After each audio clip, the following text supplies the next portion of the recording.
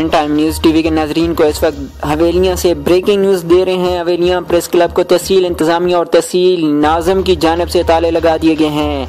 हवेलियां के सहाफ़ियों ने तहसील इंतजामिया और तहसील नाज़म के खिलाफ खबरें लगाई और खबरें लगाना जुर्म बन गया। तालाबंदी के खिलाफ सहाफ़ी बिरादरी सड़कों पर निकल आई। हक व सच की आवाज़ को दबाने की कोशिश करने वालों के खिलाफ सहाफ़ियों के साथ साथ सियासी कायदीन, सिविल सोसाइटी और ताजरों की भी बड़ी तादाद ने इस मुजाहरे में शिरकत की। तहसील इंतजामिया के इस ओछे हथकंडों के खिलाफ शदीद नारेबाजी जारी है। सहाफ़ियों का यह कहना है कि अगर ये सिलसिला जारी रहा तो हम एहतजाज के दायरे कार को मजीद वसी करेंगे और सच की आवाज़ को दबने नहीं देंगे। इन टाइम न्यूज़ टीवी के नाजरीन को इस वक्त हवेलियां से बड़ी खबर दे रहे हैं। हवेलियां प्रेस क्लब को तहसील नाज़म और तहसील इंतजामिया की जानिब से खबर लगाने पर ताले लगा दिए और खबरें लगाना जुर्म बन गया।